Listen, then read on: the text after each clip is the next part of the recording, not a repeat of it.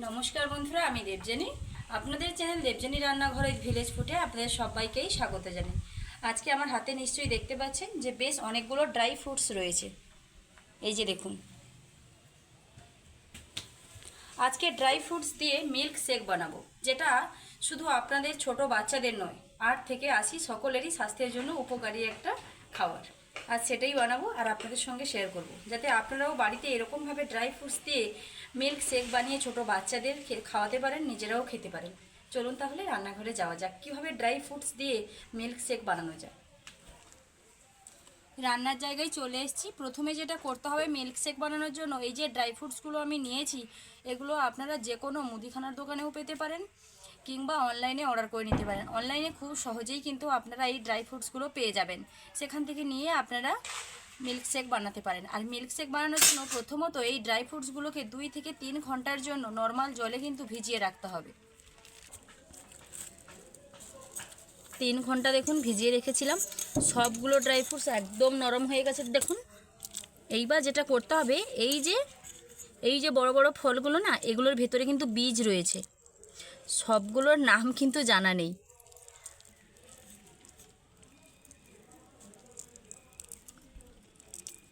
এই যে সবগুলো, এগুলো থেকে বীজ বের করে নেব।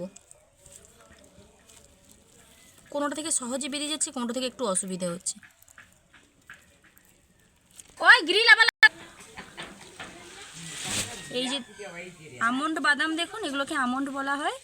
এগুলোর কিন্তু ওই যে খোলাগুলো ছাড়িয়ে নিতে হবে।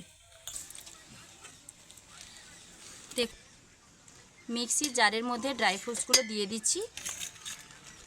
এখানে যে খেজুর ছিল, খেজুরের কিন্তু বীজগুলো বাদ দিয়ে দিয়েছি, আর ওই ফলগুলোর বীজ আমি বাদ দিয়ে দিয়েছি। বীজগুলো অতি অবশ্যই করে কিন্তু বাদ দিয়ে দিতে হবে, না হলে মিক্সির জারের মধ্যে পেস্ট হতে অসুবিধা হবে। সবগুলো ড্রাই ফ্রুটস আমি এখানে দিয়ে দিয়েছি। মিষ্টি মিষ্টি স্বাদ লাগার জন্য এখানে আমি কিছুটা চিনি দিয়ে দেব। চাইলে আপনারা দিতে পারেন, আবার নাও দিতে পারেন, পরিমাণে হালকা দিতে পারেন, বেশি দিতে পারেন। চিনিটা যে যাই নিজেদের মতন করে দিয়ে নেবেন। এইবার আমি এখানে দিয়ে দেব কিছুটা দুধ। দুধটা দেওয়ার একটাই কারণ এখানে, যাতে এগুলো ভালোভাবে পেস্ট হয়, তার জন্য কিন্তু দুধটা দেওয়া। এমনিতেই এটার নাম কিন্তু মিল্ক শেক, মিল্ক দিয়েই কিন্তু সব কিছু করতে হবে।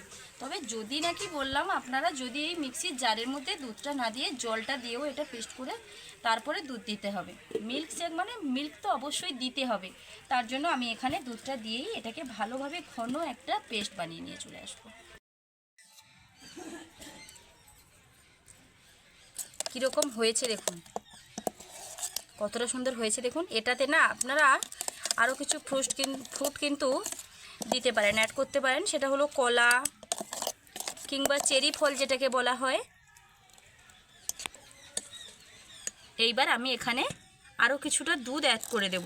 আপনারা চাইলে গরুর দুধ দিয়েও খেতে পারেন, কিংবা গুঁড়োর দুধটাকে জলে কিন্তু ফুটিয়ে নিতেও পারেন। যেটা আপনাদের মনের ইচ্ছা সেরকমভাবেই এই মিল্ক শেক খেতে পারেন। তবে হ্যাঁ, যেহেতু নামটা মিল্ক শেক, অবশ্যই দুধ দিয়ে খেতে হবে।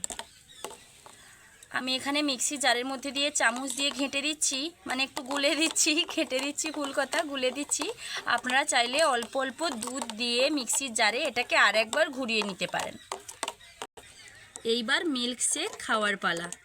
গ্লাসে ভরে আপনারা এক্ষুনি খেতে পারেন, কিংবা ফ্রিজে রেখে এটাকে খেতে পারেন।